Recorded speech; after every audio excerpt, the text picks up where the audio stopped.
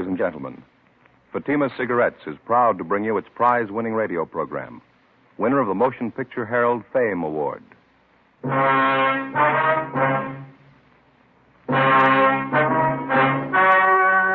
story you are about to hear is true.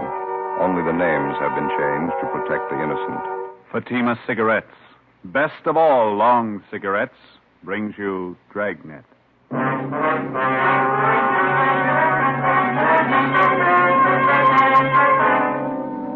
You're a detective sergeant. You're assigned to Juvenile Bureau. You receive a complaint about an 8-year-old boy and his sister. A neighbor reports they've been going from door to door begging for food. Supposedly, the children are from well-to-do parents. Your job? Investigate. You'll be amazed when you compare Fatima with other long cigarettes. You'll find they now cost the same. But in Fatima, the difference is quality. You see, Fatima is the quality king-size cigarette because it contains the finest Turkish and domestic tobaccos superbly blended. And Fatima is extra mild, with a much different, much better flavor and aroma than any other long cigarette. So compare Fatima yourself.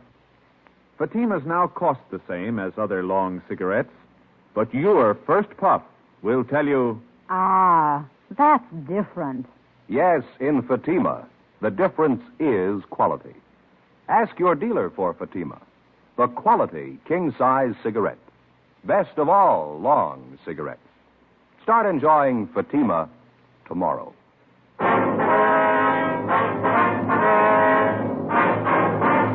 Dragnet, the documented drama of an actual crime. For the next 30 minutes, in cooperation with the Los Angeles Police Department, you will travel step by step on the side of the law through an actual case transcribed from official police files. From beginning to end, from crime to punishment, Dragnet is the story of your police force in action. It was Tuesday, April 27th. It was overcast in Los Angeles. We were working the day watch out of Juvenile Bureau. My partner's Ben Romero. The boss is Captain Kinsling. My name's Friday. I was on the way back from communications, and it was 4:38 p.m. when I got to 1335 Georgia Street, second floor, room 14.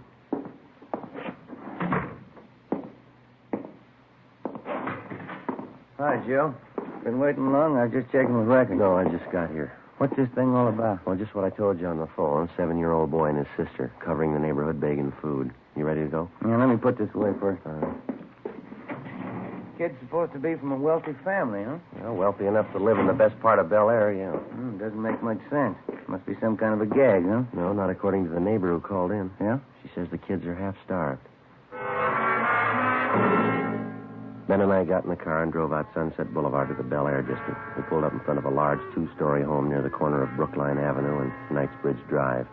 It was a white frame colonial mansion set back in the middle of well-landscaped lawns and gardens. The other homes in the neighborhood were just as large, $50,000 and up. It was the last place in the city that you'd expect to find neighborhood children begging food. 5:20 p.m. We went around to the rear entrance of the colonial mansion as we'd been instructed on the phone. We located the woman who'd called in the complaint, a Miss Jeanette Bejan. She was employed as laundress and cook by the owners of the house. She was busy fixing dinner.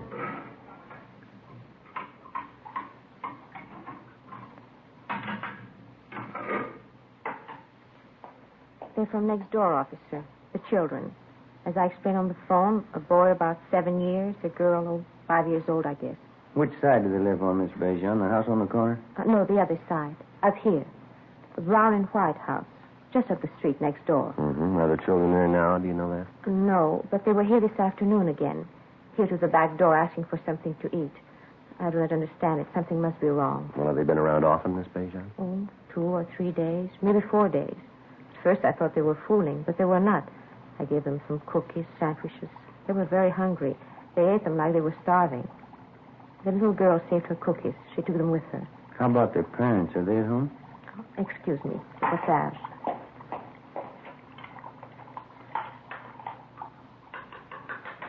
There. That's there. No, I haven't seen the mother the last few days. I understand they are divorced. The mother, she lives there with the children. The father, I don't know. Well, what's their name, do you know? Kessler. Madame, the woman I work for. She says there are 3 children in the Kessler family. But I don't know. I've only seen the 2, the boy and the girl. I would go over and see what is wrong, but I do not know the Kessler. It is not my place. That's why I called you, officer. All right, Miss Bejan. Well, thank you very much. Oh, not at all, officer. You understand, I do not mind giving the children food. Well, I think only something is wrong if they do not get it at home. Well, thank you very much for notifying us. We're going to check into it.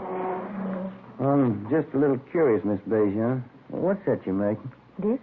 Napoleon. How's that? Napoleon. You know, Napoleon pastry. Oh, yeah. Sure smells good. Well, thanks again. Oh, certainly, officer. If there is anything I can do, you will let me know? Yes, ma'am, we will. Goodbye. Goodbye. Thank you very much.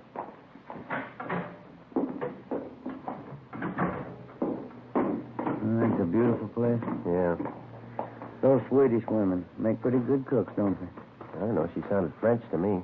Huh? Maybe so. Most good at cooking, anyhow.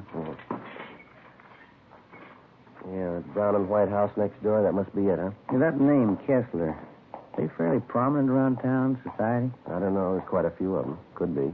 Any way you look at it, it's hard to figure, isn't it? Kids have been at it for 4 days. If it's on the level, they really must be in a bind. The garage door is open back there. No sign of a car. Kids' bicycles, though. Let's try the front door, huh? Mm-hmm.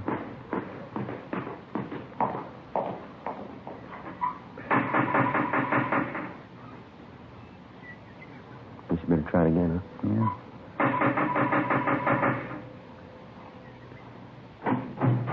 Yes, sir? Hello, son. Your name's Kessler, is that right? Yes, I'm Richard. My mother's not home right now. Maybe you can come back tomorrow. Well, we're police officers, Richard. If you're not busy, we'd like to talk to you for a minute. Is that all right? Yes, sir. That'd be all right. Would you come in, please? Thank you. Richard Kessler was a blonde-haired, wiry boy, polite, well-mannered. He told us that he was 8 years old and that he attended the neighborhood grammar school. He showed us back to the kitchen where he was warming a can of soup that he'd borrowed from a neighbor. It was a large house, richly furnished, but it hadn't been cleaned for weeks. Dust was piled up thick on the furniture, and children's books and toys were scattered around the rooms along with scraps of dried bread, half-eaten. The house was cold and musty. On a small bar in the dining room, there were 3 half-filled cocktail glasses, a plate full of cigarette butts. Evidently, they'd been standing there for days. On the sink in the kitchen, there were a few pieces of stale bread and an open bottle of milk that had turned sour. Next to it were a half a dozen empty whiskey bottles. The Kessler boy was well-dressed, except for the shirt that he had on. It looked as if he'd been wearing it for a week. What did you want to talk to me about, officer? I haven't done anything wrong. Oh, we know that, son. We'd just like to find out how you've been getting along. I've been getting along all right. 2 A's and 4 B's on my report card last month. Mm-hmm. Where's your sister, Dick? Judy, she's down the street. She'll be back in a minute. How about your mother? Where's she? She's out, too. She'll be back. When do you expect her, son? Pretty soon. She's coming back pretty soon. Well, your sister, Judy, she's younger than you are, isn't she, Dick? Yes. Judy's only 6. I'm 8. Any other grown-ups live here with you besides your mother? No, Mom takes care of us. She'll be back pretty soon. We'd like to have you tell us the truth now, Dick. How long's she been gone? I don't know. It's probably important. Taking her a long time. If you can come back tomorrow, she'll probably be here then. When was the last time you saw her, son? Son, how about that? A couple of days ago. And this is Tuesday. You mean she left the house Sunday? No, before that. Last Friday night she went out. Said she'd be back. I don't know. Did your mother say where she was going, Dick? No, her boyfriend was here. Larry. I don't know his last name. Mom went out with him to a party, I think. I don't know where. She'll be back all right. Did you leave anyone to take care of? No, we can take care of ourselves. Nobody's fixed the cooking, though. I don't know how yet. I'd better look at the soup on the stove. No, I'll take care of it, son. You go ahead. Sit down. Has your mother ever left you like this before, son? Maybe once or twice. She never stayed away this long, though. I don't know. What's the matter, Dick? Well, Johnny, officer, my little brother. He hasn't eaten much for a while. Must be hungry by now. I was fixing the soup for him. Yeah, well, where's Johnny? He's upstairs in the nursery. He's been sick with a bad cold. Mom knew Johnny was sick. That's why I wondered. She hasn't come back yet. I don't think Johnny's feeling good. Do you want to take steps for him, son? Yeah, all right, if you want. Ben, you want to come on? Yeah. How long has Johnny had this cold, Dick? A couple of days before Friday, before Mom left. Mm-hmm. How old is he? Johnny's just a little kid. He won't be 2 years old until July. I've been wondering about him. He coughed a lot at first. Been giving him milk and cookies. That's what Judy and I had. I don't know. Has the doctor been to see Johnny? Oh, no, I thought of calling him. I didn't know the doctor's name. I was waiting until Mom got home. This is Johnny's room here. Mm-hmm. In the crib, officer. That's my brother Johnny. Mm-hmm. Pretty cold in here. Yeah, let's have a look. Hey there, young fella. Hi, Johnny. You hungry now? Joe, look at his eyes. Yeah, I want to get to a phone, doctor, and ambulance. Tell him to hurry. Right. Oh, what's the matter, officer? What about Johnny's eyes? He'll be all right, Dick. Oh, he's been acting awful quiet, though. Hardly moved around at all. Most of the time he's jumping up and down in his crib like anything. Has anyone at all been in here to see him since Friday? Yes, sir. My sister Judy and I. We changed his diapers and give him something to eat. I see. Gee, I sure wish Mom would get home. I'd like to talk to her. Yeah, so would I. 5:48 p.m. We put in a call to the office for a policewoman, then we got in touch with Lieutenant Lee Jones at the crime lab, and he sent out a man to photograph the condition of the Kessler home and the children. The doctor and the ambulance arrived, and little Johnny Kessler was taken to the general hospital in critical condition. The 22-month-old boy was in a coma. Richard Kessler and his sister Judy were taken to Georgia Street Juvenile Bureau and then transferred to Juvenile Hall and placed under protective custody, Section 700 Sub B, Welfare and Institution Code. The two of them were given a bath and something to eat. Judy Kessler was interrogated separately by a policewoman. Ben and I talked to the boy, Richard.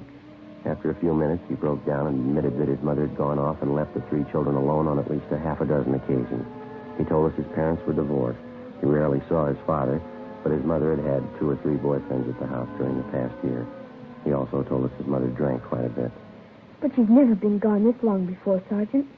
Maybe she's out somewhere and has no way to get home. We'll find her all right, son. Don't you worry about it.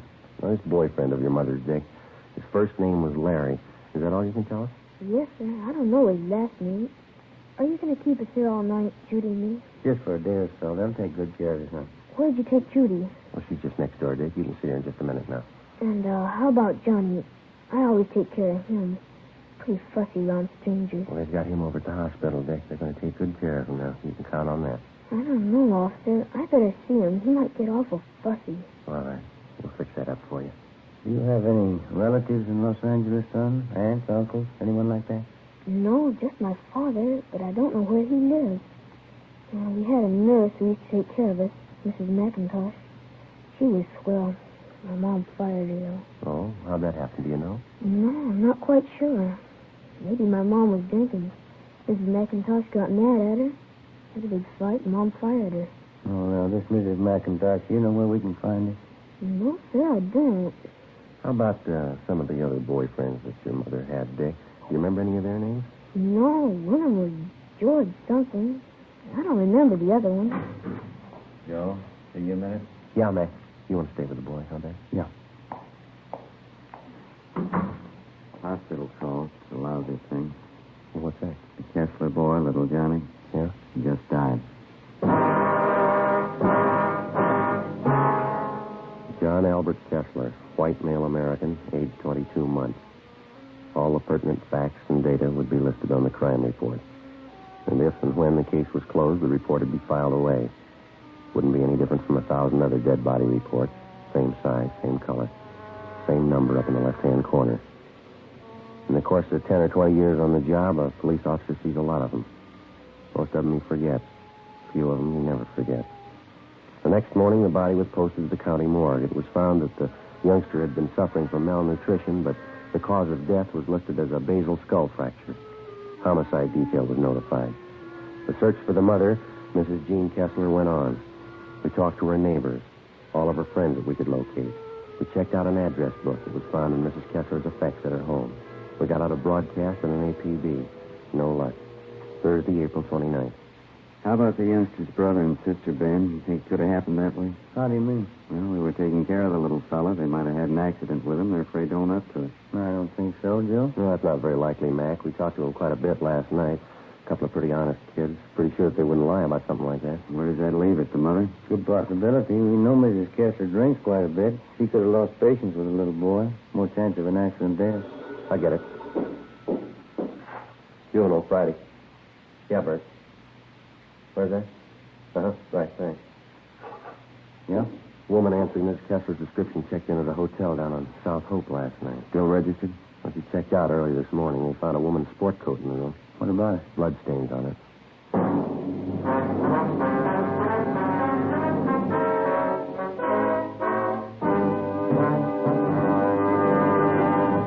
You are listening to Dragnet for the step-by-step solution to tonight's authentic case history. Here's step-by-step are the actual reasons why Fatima is the quality king-size cigarette. Why in Fatima the difference is quality. Quality of tobaccos. The finest domestic and Turkish varieties. Extra mild and superbly blended to give you a much different, much better flavor and aroma. Quality of manufacture. Smooth, round, perfect cigarettes. Rolled in the finest paper money can buy. Manufactured in the newest and most modern of all cigarette factories. Quality even to the appearance of the bright, clean, golden yellow package. Carefully wrapped and sealed to bring you Fatima's rich, fresh, extra mild flavor. Compare Fatima yourself. Fatimas now cost the same as other long cigarettes, but your first puff will tell you, Ah, that's different. yes, in Fatima, the difference is quality. Start enjoying Fatima quality yourself. Insist on Fatima, the quality king-size cigarette. Best of all, long cigarettes.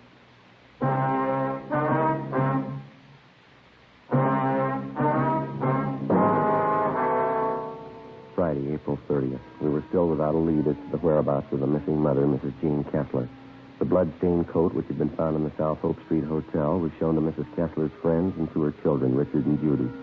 They identified it as belonging to the missing woman. Routine investigation of the hotel room failed to uncover any further leads. We got out a supplementary APB, and then we started rechecking with the Kessler woman's friends and acquaintances. Nothing.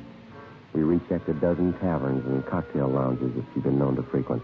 No sign of her, no sign of her boyfriend. In rechecking her personal effects, we found a canceled check payable to their former nurse, Mrs. McIntyre. The endorsement carried her address. We checked it out. She'd moved. We traced her to the forwarding address. There we were told that she had a new job as a nursemaid with a wealthy family living in the Los Feliz district. We called there and talked to Mrs. McIntyre, and she told us that she was just leaving the house with the 3 children for an outing at the park and the zoo. We made arrangements to meet with her out there, 1:30 p.m. Ben and I located her at the head of the path leading through the main part of the Griffith Park Zoo. I read about it in the paper, Sergeant, about Johnny. I didn't know you wanted to talk to me. I would have called in if I did. We're still trying to locate the mother, Mrs. McIntosh. Can you help us out there at all? No, I don't know. Have you asked at those places she used to go to all the time, where she used to drink? Yes, ma'am, we have. They couldn't help us. Did you know any of Miss Kessler's boyfriends, the ones that had come to the house? Yes, I knew all of them. Donald, don't you wander off now. Same for you, Patsy. You stay close. The boy, Richard, he was telling us about one of the boyfriends, ma'am. A fellow named Larry. Oh, yes. Donald, you heard what I said. You stay close. Yes, I knew Larry. You remember what his last name was now? Yes, Bartell. Some kind of an actor in the movies, I think. Larry Bartell. You know where he lives? No, I think he had an apartment in Hollywood. I wouldn't know the address. What kind of a man was this Bartell? I mean, his temperament and things like that. Well, I think he was kind of lazy. I think Mrs. Kessler was giving him money. Mm-hmm. Did the two of them ever argue or have any fights? All the time. He had a terrible temper. Did he ever strike Miss Kessler? Yes, I saw it happen several times. Not too close to the cage, Donald. Back a little. How did this Bartell act toward the children, Mrs. McIntyre? Different, I guess. They annoyed him sometimes. Well, that was after that you had the argument with Miss Kessler? Yes. It was about her drinking and the boyfriend and all the rest. I just got sick of it, and I told her what I thought. She didn't want to admit she was getting old. Not caring for the children, pretending she was still in her 20s. Well, do you have any idea where we might locate the father? Well, they're divorced, you know. He's the head salesman for a lumber concern downtown. He inherited most of his money. I have the name of the company at home. You can have it if you like. Yes, ma'am. We'd appreciate that. You know, it's the children I feel sorry for. Yes, ma'am. 3 beautiful children. And that poor little Johnny, I just can't understand it. What's that? How could anyone desert a helpless baby like that? We'll ask his mother. Friday, 5 p.m. Mrs. McIntosh called us at the office and gave us the business address of the missing woman's ex-husband, Richard Lane Kessler. We called there, but they told us Kessler was away on a week's vacation. They had no idea where to contact him, but he was expected back in a few days. We called Central Casting and asked them to check their talent list for a bit player by the name of Larry Bartell. They had no such name listed. Saturday, 8 a.m. The Kessler children, Richard and Judy, remained in the custody of juvenile authorities. The search for their mother continued. All day Saturday, Ben and I ran down what few leads we had. They went nowhere. Checks to the morgue, the city hospitals, and the drunk tank at the main jail still failed to turn up the missing woman. We checked again at the different drinking places she used to patronize. No one had seen her. 5:30 p.m., we went back to the office. A lot of mileage today. Yeah, there's not much to show for it. Not going to be much fun for those Kessler kids this Sunday. Why? What do you mean? First Sunday in May. Huh? Mother's Day. Oh, yeah. Hi, Mac. Hi. Got a piece of news for you. Yep. The Kessler woman's boyfriend, Larry Bartell. What about him? He's been located. When he'd seen his name mentioned the previous night in the newspaper stories concerning the case, Larry Bartell had contacted the office to let us know that he didn't consider himself a fugitive. At least that was his story. He called just a few minutes before we got back to the office. He left word that he could be found at a Wilshire address all day Sunday. In the meantime, he'd be at the Spotlight Club, the club for theatrical people located in West Hollywood. 6:25 p.m. Ben and I located him at the club back in the billiards room. He was tall, dark-haired, dressed expensively. I told the cop when I called in, you weren't supposed to contact me. It was important. That little Kessler boy's dead, Bartell. We think that's pretty important. Well, I didn't know anything about that. You didn't have to interrupt me. That's an important man I was playing with. Now, what do you want to know? Where's Miss Kessler? Well, why ask me? I don't know. You're a pretty good friend of hers. You were the last person seen with her. Oh, it was a week ago. We went out to a party last Friday night. I haven't seen her since the following Monday. Last Monday. I'm through with her anyway. What do you mean? Well, I just got sick of her, that's all. Pawing all over me, asking me to marry her. I just got sick of it. It wasn't worth it. You accepted money for her? Just to tide me over. She had plenty of it. Why not? Where'd you last see her? Keep your voices down. I wouldn't like this stuff to get around the club. There's a hotel downtown on South Flower. I can give you the address. Were you at another hotel with Miss Kessler last week? Yeah, on South Hope, around 9th Street, I think. Oh, that's where you found a coat, huh? You got an explanation for that? Blood stain? Sure. Crazy Jane. So right through her, then she tried to hit me with a bottle. Cut herself. Boy, I tell you, this wasn't worth it, that's all. I guess you can prove everything you're telling us, huh? Of course I can prove it. It's the truth. And what about the little boy? How'd that happen? I didn't have anything to do with it. It wasn't my fault. Well, how'd it happen? Well, it was that Friday night just before we left the house. The old lady and I were downstairs having a few drinks. She put the little kid to bed, but he wouldn't stay there. He just getting up out of bed and running downstairs crying. Yeah, go on. Well, she finally took the kid, gave him a good spanking, threw him back in bed. I think he hit his head in one of the posts of the creek. Why didn't you do something about it? Well, I told her, but she said it was nothing. Didn't matter. Got her coat smashed, that's all. Kids are all right when we left. You mean all the times you and Mrs. Kessler went out, you knew those children were being left all alone in that house? Oh, what of it? She's the mother, not me. Now, look, I got to get back. I got that game waiting on. No, just a minute. It's going to wait a little longer. Come on. Larry Bartell was taken downtown and held for questioning on suspicion of 702 WIC, contributing to negligence of minors. He gave us the address of the hotel where he'd last seen Mrs. Kessler. Ben and I checked it out. It was a typical cheap downtown hotel with a bar opening off the lobby. The desk clerk told us a woman answering Mrs. Kessler's description was registered in a room on the second floor. They had an old-fashioned player piano going full volume in the bar. The sound followed us up the stairs. Tenants here sure must like their music. Yeah. That's it there, isn't it? 216? Yeah.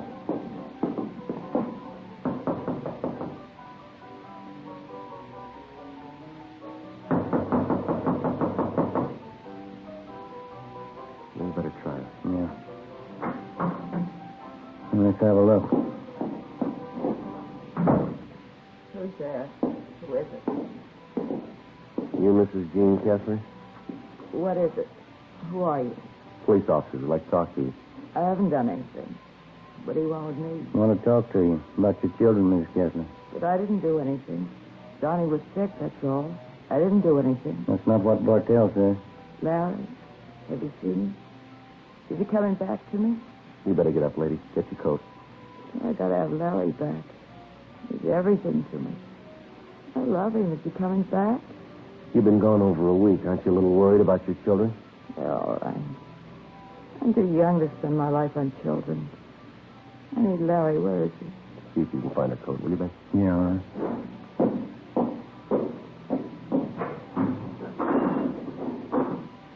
I've been drinking all this. I felt terrible. Yeah. I need Larry so bad. He's young like me.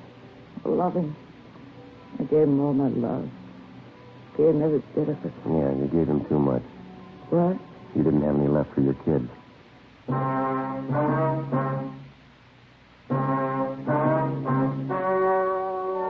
story you have just heard was true.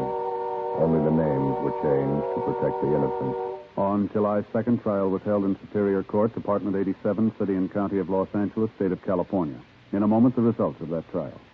Now, here is our star, Jack Webb. Thanks, Jim. Friends, if you're with us week to week, you've heard me say, in Fatima, the difference is quality. It's a difference that you can prove just by buying a pack and smoking them. You'll find Fatima's extra mild, with a rich, better flavor and aroma. Stop in at the store in the corner and buy a pack of Fatimas the first chance you get. You'll find in Fatimas, the difference is quality. Ladies and gentlemen, I'd like to take a moment to thank all of you for your very fine response to our program, Dragnet. Since the first show went on the air about a year and a half ago, your cards and letters have been a constant source of encouragement and guidance. In the field of radio presentations, we felt that we were attempting something a little different, and we were not altogether sure that it would meet with your approval. Possibly, we were sure that our approach to this type of presentation was a sound one, but the final approval had to rest with you. If we may judge by your response, you've placed Dragnet high among the programs that you enjoy most. And for this, we're indeed grateful. We've tried to bring you, first of all, an adult program worthy of the 30 minutes that you spend with us each week. We've tried to bring you an honest and authoritative report on the work of your police force. We've tried to bring before you documented police cases that were informative as well as entertaining. In forthcoming weeks, we sincerely hope that Dragnet remains one of your favorite shows. Your letters have been read by all members of the Dragnet production staff. So if you like to listen to Dragnet, it's because you, our listeners, have helped to guide us in presenting the kind of entertainment that you want. And for this, our thanks.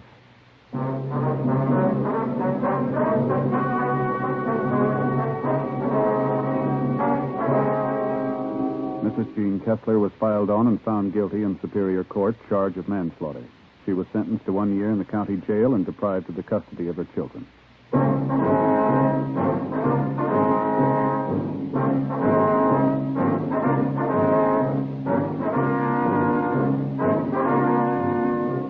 You have just heard Dragnet, a series of authentic cases from official files. Technical advice comes from the Office of Chief of Police W.H. Parker, Los Angeles Police Department.